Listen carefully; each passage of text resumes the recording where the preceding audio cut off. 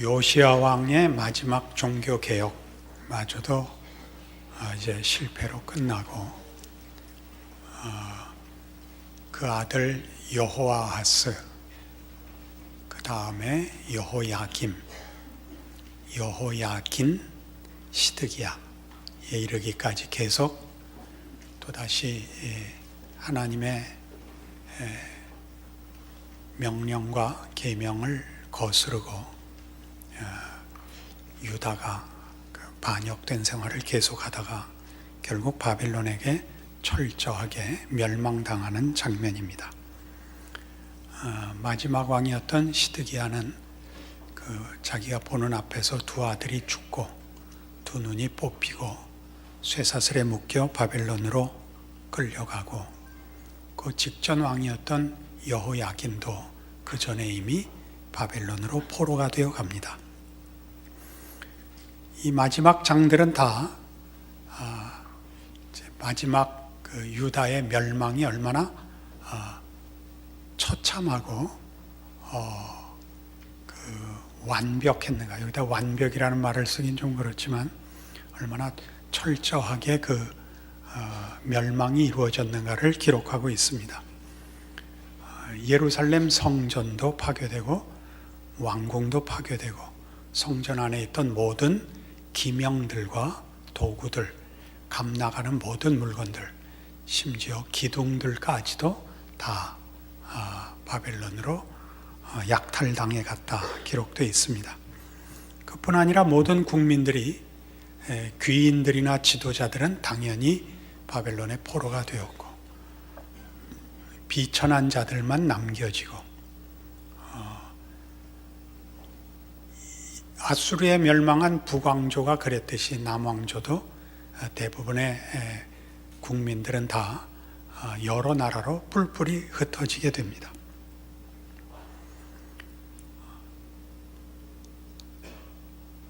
첫 번째 이 열왕기서의 독자가 되었던, 바벨론의 포로로 살고 있거나 여러 나라에 흩어져서 살고 있던 북왕조 이스라엘과 남왕조 유다의 유민들은 이 열왕기서의 마지막을 보면서 어떤 마음이었겠는가. 그것이 우리가 지금 이 열왕기서의 저자가 이 글을 쓰면서 헤아리고 또 그 마음에 둔 시각일 것입니다. 우리가 포로가 되고 오늘날 유민이 된 것은 우리가 하나님 앞에 범죄한 탓이다 라는 분명한 결론을 상기시키고 있습니다. 그 멸망이 얼마나 이스라엘 백성들 자신들의 잘못으로 인한 것이며 변명의 여지가 없는 것인가에 대하여 분명하게 확인시키고 있습니다. 오늘 본문 22절 이하에 보면 그달리아라 하는 사람이 남아있는 유다 백성들의 지도자가 되어 남아있는 유민들을 다스려 바벨론의 통치에 순종하여 목숨을 연명하도록 임명을 받았는데, 25절 7월에 왕족 엘리사마의 손자 느다니아의 아들 이스마엘이 부하 10명을 거느리고 와서 그달리아를 쳐서 죽이고 또 그와 함께 미스바에 있는 유다 사람과 갈대아 사람을 죽인지라. 노소를 막론하고 백성과 군대 장관들이 다 일어나서 애굽으로 갔으니 이는 갈대아 사람을 두려워함이었더라. 이 짧은 후기는 말하자면 이스라엘 백성들이 바벨론을 섬기고 목숨을 연명받았던 그 최소한의 보호로부터도 거부하는 사람들이 생겨 바벨론의 보호도 받을 수 없게 된 것을 알고 남은 유민들이 다 애굽으로 도망갔다 하는 기록을 남기고 있습니다. 이런 기록들은 다 지금 열왕기의 저자가 마지막에 확인시키고 싶은 이런 확인들을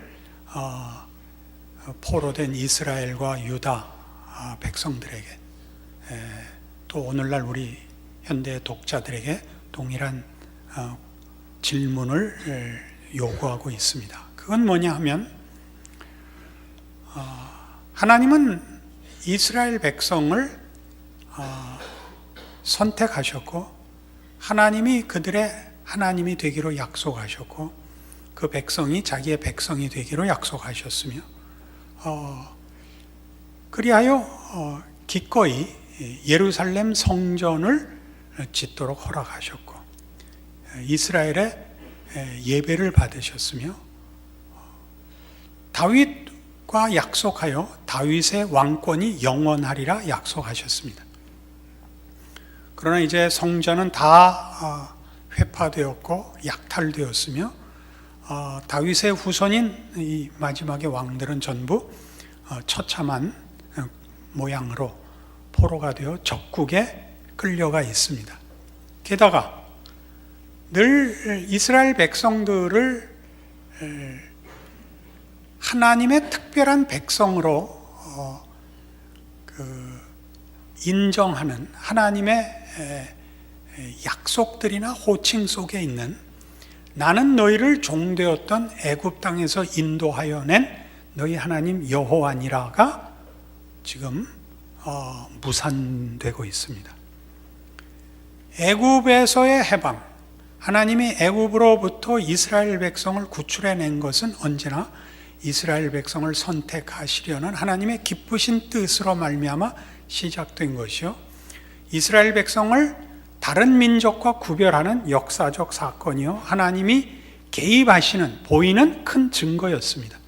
그러나 이스라엘 백성들은 다시 애굽으로 도망감으로써 하나님의 이 모든 약속들과 그 약속들의 근거가 되는 이 출애굽 역사까지도 지금 무효화시키고 있습니다.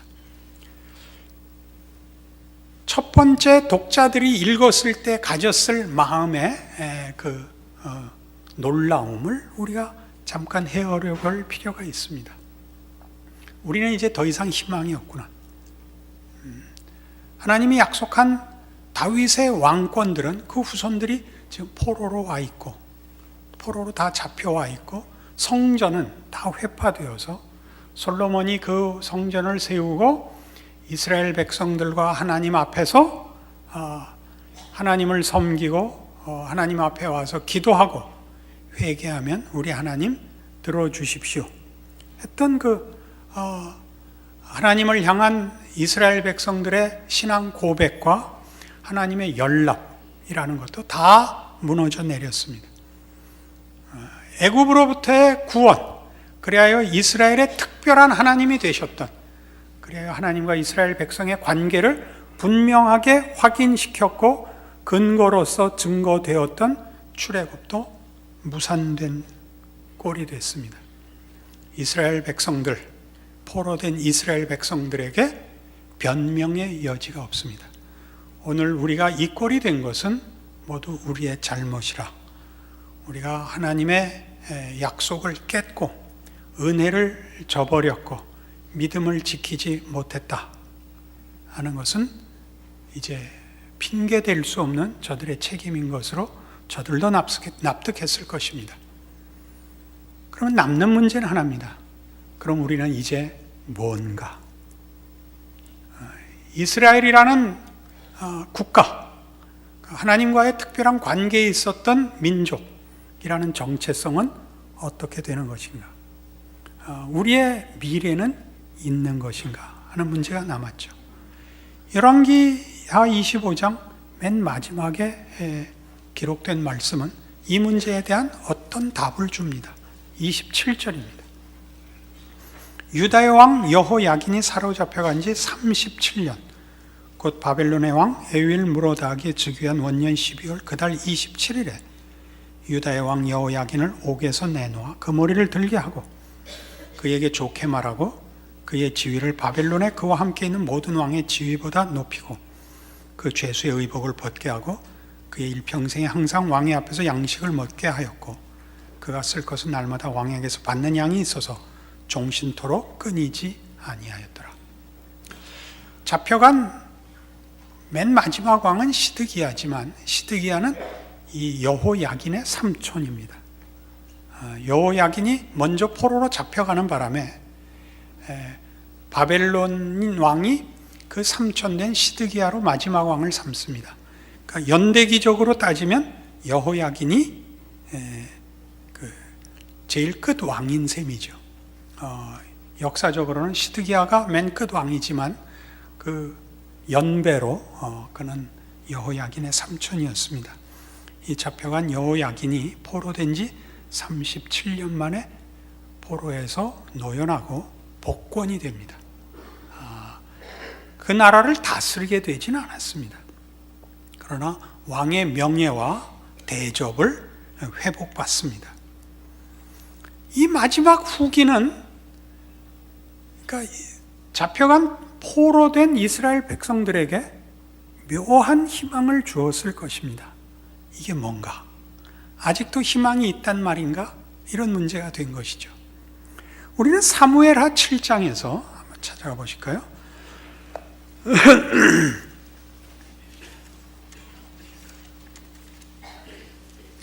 구약성경 474페이지 사무엘하 7장 14절입니다. 다윗에게 하는 하나님의 약속입니다. 나는 그에게 아버지가 되고 그는 내게 아들이 되리니 그가 만일 죄를 범하면 내가 사람의 매와 인생의 채찍으로 징계하려니와 내가 네 앞에서 물러나게 한 사울에게서 내 은총을 빼앗은 것처럼 그에게서 빼앗지는 아니하리라. 네 집과 네 나라가 내 앞에서 영원히 보존되고 네 왕위가 영원히 견고하리라. 다윗 왕권의 영원성을 약속하는 장면인데 거기 만일 말을 듣지 않는, 순종하지 않는 왕이 생기면 사람의 매와 인생의 채찍으로 징계하는 한은 있어도 그 왕권을 단절시키지는 않겠다고 약속하십니다. 그래서 우리는 이 열왕기서의 마지막에 나오는 유다의 멸망, 더 크게 우리 보통 하는 호칭대로 해서 이스라엘 민족의 멸망이 끝은 아니지 않는가라는 희망을 가지게 됩니다. 그것은 다윗에게 한 약속같이 잘못하면 사람 막대기와 인생 채찍으로 징벌은 할지라도 포기하시지는, 멸절시키지는 않는다는 하나님의 약속과 여호야긴의 복권이 가져오는 이 기록이 갖는 의미 때문에 그렇습니다. 물론 나중에 바벨론 포로에서 이스라엘 백성이 돌아오고 이스라엘이 자기네 국가를 다시 회복한 후에도 이 이스라엘의 다윗 왕권이 회복되지는 않습니다. 그 뒤에 이어 일어나는 왕들은 다윗 왕조가 아닙니다. 여러분 잘 아시는 우리 예수님 오셨을 때의 왕이었던 헤롯 왕도 다윗 왕조가 아닙니다. 그러나 우리는 신약을 시작하는 마태복음 1장 1절에서 보는 바와 같은 아브라함과 다윗의 자손 예수 그리스도의 세계라 해서 예수님이 다윗 왕권을 잇는 하나님의 약속의 후손이라는 사실을 확인합니다. 우리는 우리 신앙생활 속에서 사실은 이스라엘 백성이 겪었던 역사와 비슷한 현실을 겪습니다. 그 현실은 다름 아니라 하나님이 우리를 대접하고 우리의 인생에 목적하시는 것과 우리가 하나님께 기대하고 하나님께 원하는 것과의 갈등입니다.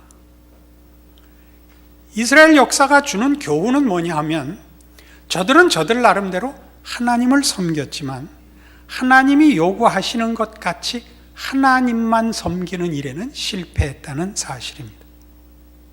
저들은 성전 안에 우상을 끌어들여 왔고 하나님을 섬기는 일에 말하자면 성전을 짓고 제사를 드리고 하는 일들은 있었을지라도 우리 구약에 나타나는 선지자들의 지적같이 너희 더 이상 헛된 제사를 가지고 오지 마라. 너희는 헛되이 내 마당만 밟을 뿐이다. 말라기에서 같이 누군가 성전문을 닫을 자가 있었으면 좋겠다.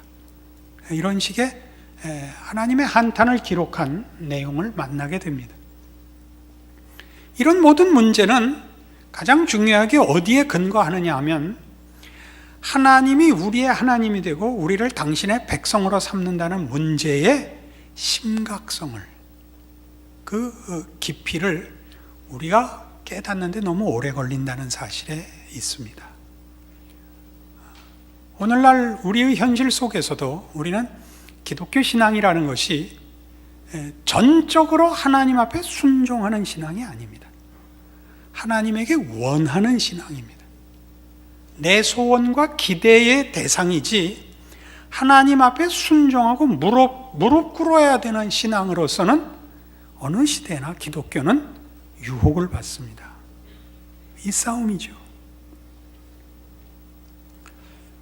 우리가 이 중요한 싸움 속에서 이스라엘의 실패를 보는데, 그리고 이 실패에 대해서 하나님이 정말 엄중한 심판을 내리는 것을 봅니다.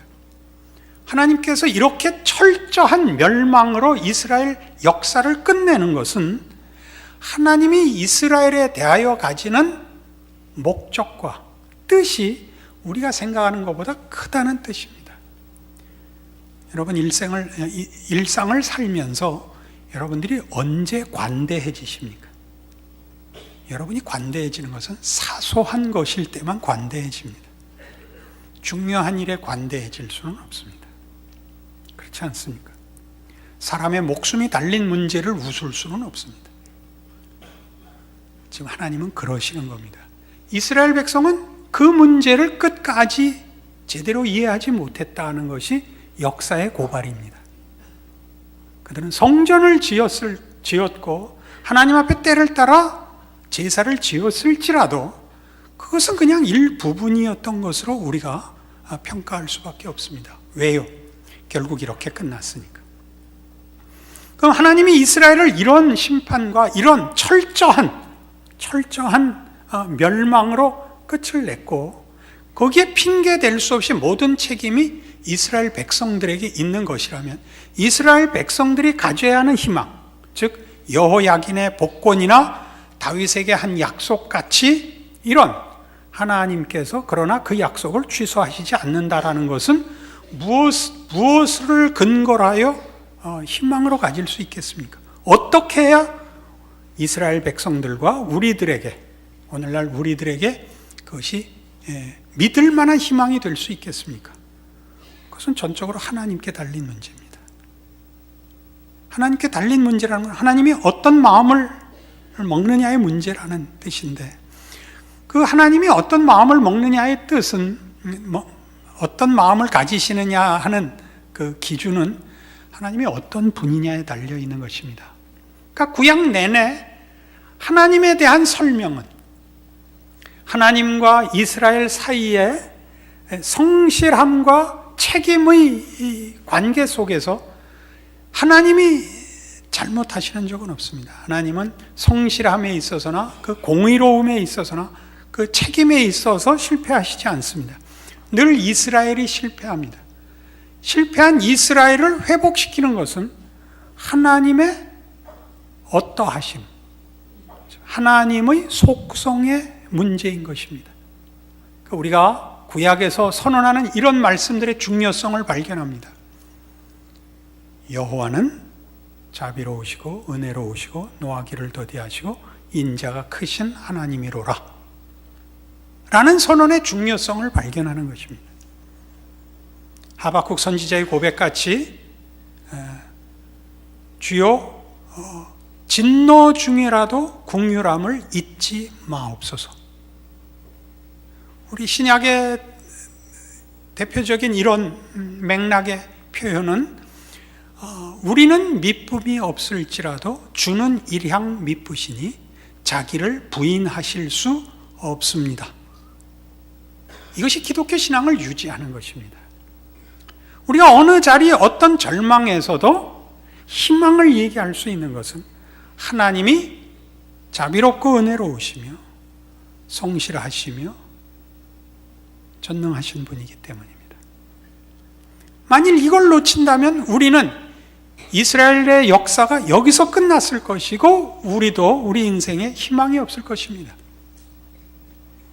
우리 인생에 희망이 있어야 되는 이유는 뭐죠?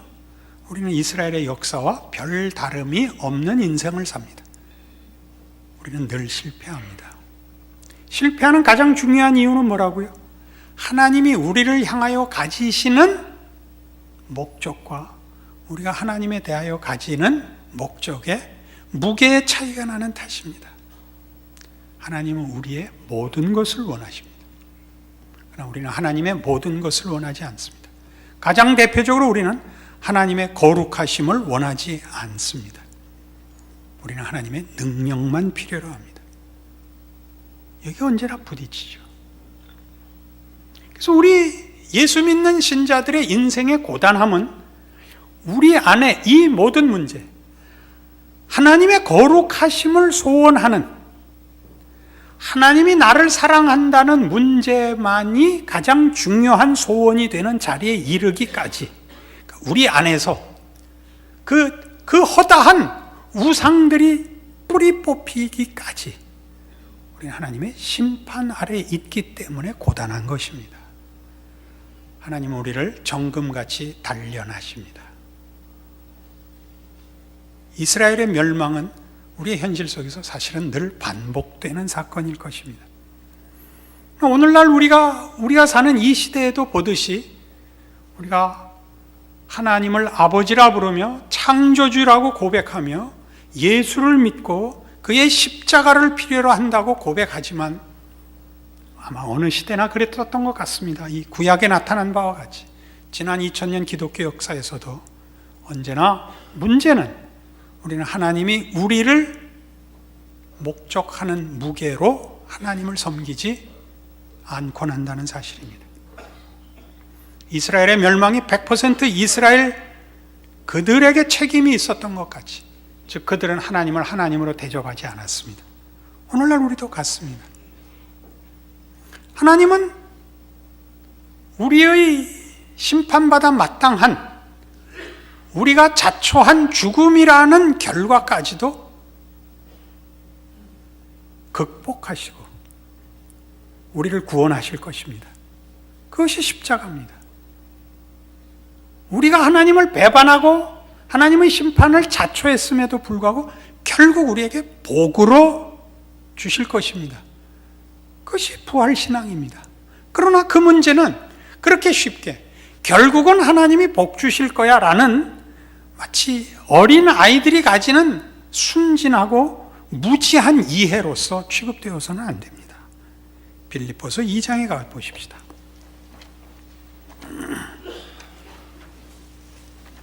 신약 성경 319페이지입니다.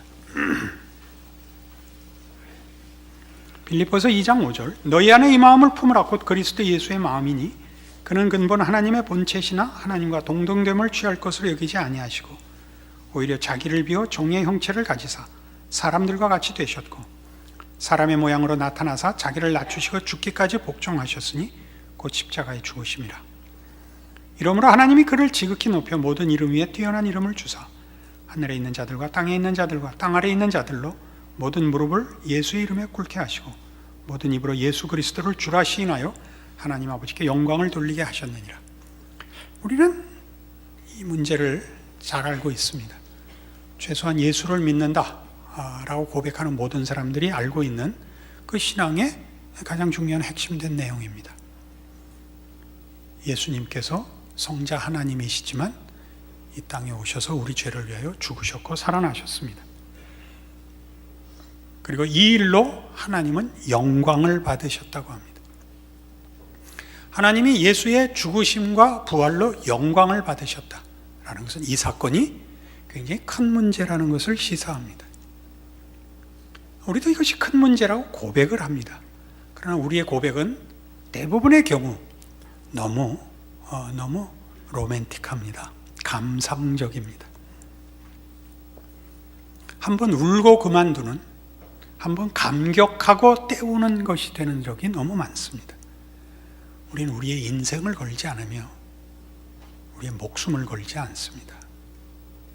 인생을 걸고 목숨을 건다는 것을 비장한 한순간의 어떤 열정이라고 생각하시면 안 됩니다. 우리에게 길어 보이는 우리의 한 인생을 하나님을 아버지라고 부르기로 하고 예수를 믿는다고 고백한 것으로 전면적으로 방향과 내용을 바꾸셔야 됩니다. 우리는 이 문제에 대해서 거의 갈등도 하지 않습니다. 예수를 믿었고 하나님을 아버지라 부르는 것으로 마치 열왕기서에 기록된 이스라엘이 솔로몬의 영광된 성전을 짓고 좋아한 것처럼, 그리고 때를 따라 제사를 지내고 그것으로 하나님 앞에 할 도리를 다한 것처럼, 그리고 실제 생활 속에서는 하나님의 백성으로 살지 않은 것처럼 그렇게 삽니다. 이 예수 그리스도의 죽으심과 부활, 그리고 이 일로 하나님이 영광을 받으셨다는 이 선언은 이런 구절로 이어집니다. 12절. 그러므로 나의 사랑하는 자들아, 너희가 나 있을 때뿐 아니라 더욱 지금 나 없을 때에도 항상 복종하여 두렵고 떨림으로 너희 구원을 이루라. 너희 안에서 행하시는 이는 하나님이시니 자기의 기쁘신 뜻을 위하여 너희에게 소원을 두고 행하게 하시느니라. 우리의 모든 소원이 이 하나님이 그 아들을 보내사 영광을 받으신 것에 걸맞게 반응해야 합니다. 두렵고 떨림으로. 여러분, 이 두렵고 떨림을 공포라고 이해하지 마십시오. 무게로 이해하십시오. 그 심각성으로 이해를 하십시오. 이것이 이해되지 않으면 우리는 열왕기가 증언하는 이스라엘 역사의 의미를 놓치게 됩니다. 그리고 우리의 인생을 제대로 이해할 수가 없습니다. 우리는 예수를 믿으면 행복하고 기쁘고 평안한 신앙생활을 한다는 그런 약속을 성경에서 받습니다. 그러나 그 평안과 그 기쁨들은 세상적인 것 아닙니다. 하나님과의 관계의 문제입니다.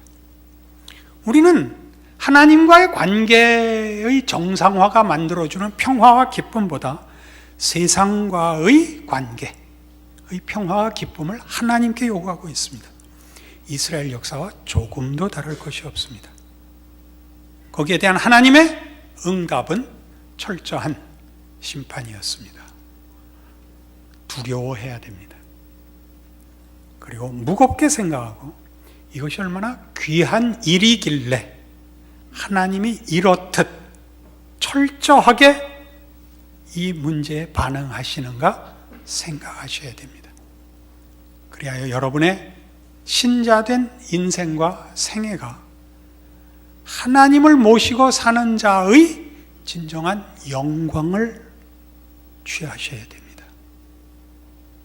그렇게 하지 않고 있다면 일어나는 모든 삶의 어려움과 고통과 갈등들이 하나님의 무게와 나의 반응, 내 신앙 고백이 갖는 무게의 차이 때문에 일어난다는 사실을 변명하지 않으셔야 됩니다. 변명할 수 없음을 알아야 됩니다. 그것이 예수를 믿는 것입니다. 여러분들의 생애와 존재가 이 하나님의 무게에 답하는 신앙이 되시기를 바랍니다. 기도하십시다. 하나님 아버지의 은혜를 감사합니다. 하나님을 아버지라 부르는 우리의 고백에 귀한 것을 확인합니다. 그 무게를 확인합니다. 하나님이 우리를 하나님의 자녀로 부르시는 그 기뻐하심과 거기에 두신 하나님의 성의와 열심을 기억합니다. 그렇게 우리의 삶을, 우리의 존재를 하나님 앞에 바치게 하사 참으로 이 땅을 사는 동안 하나님의 자녀로 살게 하시고 우리를 지켜보는 사람들이 우리가 하나님의 자녀인 것을 아는 복을 누리게 하여 주시옵소서. 예수님 이름으로 기도합니다. 아멘.